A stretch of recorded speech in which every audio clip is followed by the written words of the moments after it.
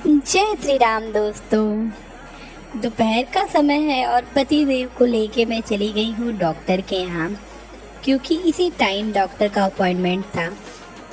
तो पति देव को ऑफिस से बुलाया, फिर उनके साथ चली गई। और राजा बेटा कहीं भी जगह पाते हैं वो बैठ जाते हैं। तो यहाँ राजा बेटा पापा से डिमांड किए थे कि मुझे गन्ने का जूस पिला दीजिए। मुझे तो बिल्कुल नहीं पीना है बाहर का कोई भी चीज़, ना खाना है ना पीना है, तो मैं नहीं पी रही थी। तो यहाँ राजा बेटा को वो अपने हाथों से पिला रहे थे, तो वो जिद कर रहे थे कि मैं भी पीऊँगा।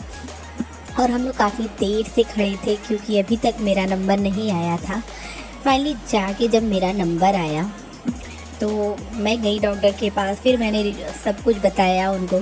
तो उन्होंने फिर मुझे 2 हफ्ते की दवा दे दी है और 2 हफ्ते के बाद वो फिर से जांच करेंगे। तो चलो कोई नहीं, दवा लेके आ गई थी बिल काउंटर पे। यहाँ पे मैंने दवा ली और बिलिंग कराया। फिर उसके बाद शाम को हम लोग घर आने लगे। राजा बेटा काफ़ी खुश थे क्योंकि शाम हो गई थी और धूप नहीं लग रही थी, तो उनको अच्छा लग रहा था। फिर यहाँ मैं घर पे आ गई और थोड़ी देर आराम करने के लिए सोच रही थी, बट जैसे ही किचन में आके देखा मेरे तो होश ही उड़ गए। मुझे समझ में नहीं आ रहा था कि मैं 3 घंटे के लिए बाहर गई हूँ, अचानक से ये किचन का हाल कैसे हो गया है। मतलब मुझे देख के घबराहट हो रही थी मेरे किचन को कि ये क्या हो चुका है किचन का हाल। अब मैं अकेले इसको कैसे समेटूंगी, प्रियंका भी नहीं है और मुझे अकेले समेटना है। तो फटाफट से मैंने सबसे पहले बर्तन धुलना स्टार्ट किया। और बर्तन को देख के ऐसा लग रहा था कि जैसे किचन में किसी ने भंडारा ही किया हो। और क्या ही बताऊँ, पूरी किचन का बर्तन निकल गया था।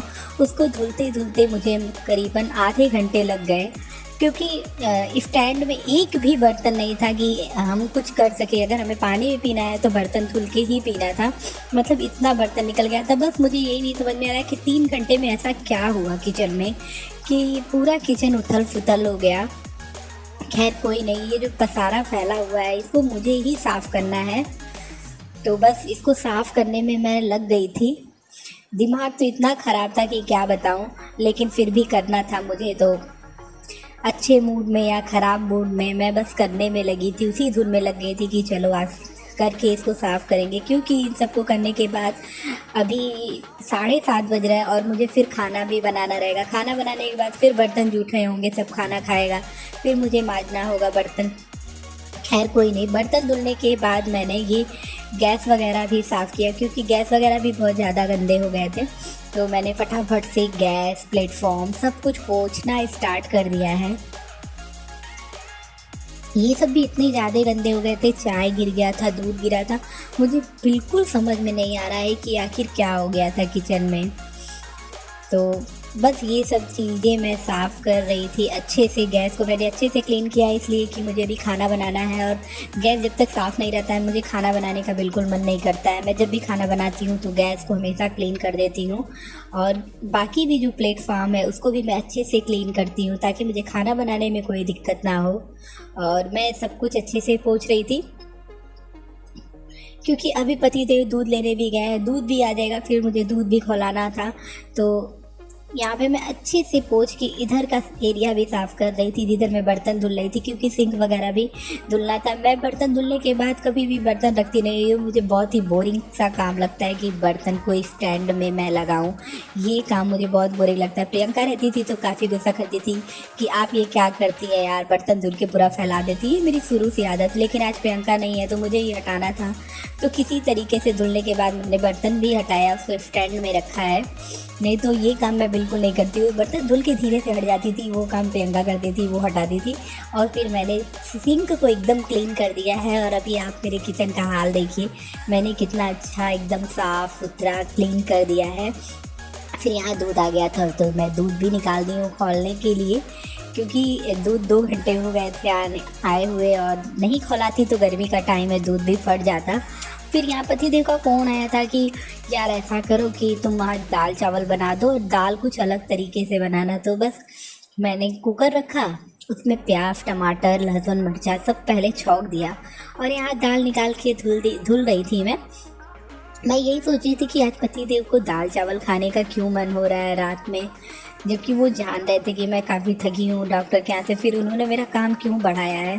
फिर कोई नहीं, ये सब सोचते सोचते मैंने कहा कि चलो यार बना ही देती हूँ, दाल चावल बनाने में क्या है।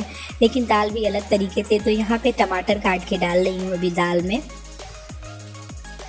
मैंने कहा कि तड़के वाली दाल उनको चाहिए, तो ऐसे करके कुछ बना देती हूँ। तो अच्छे से उसको भूना मैंने, टमाटर डाल के। बहुत ज़्यादा लाल नहीं करना है या फिर गलाने की कोई जल्दी नहीं है, क्योंकि अभी दाल डाल के सीटी लगाना था। तो मैं फटाफट से ही काम कर रही थी, क्योंकि राजा बेटा पति देव अभी सभी लोग बाहर है, अकेले मैं ही थी। तो मैं सोच रही थी कि राजा बेटा के आने से पहले मैं दाल बना दूँ। तो यहाँ पे टमाटर और प्याज हल्के हल्के ब्राउन हो गए थे, तो मैंने इसमें दाल डाल दिया, पानी डाला, नमक डाल रही हूँ। फिर उसके बाद डालूँगी हींग।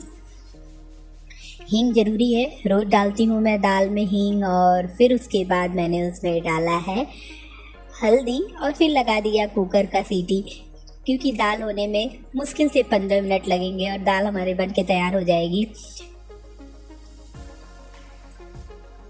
तो यहाँ दाल बन के तैयार हो चुकी है। दाल को मैंने कढ़ाई में निकाल दिया है, क्योंकि ये कढ़ाई में भी सब्ज़ी बनी थी, तो मैंने कहा कि इसी में दाल निकाल देती हूँ।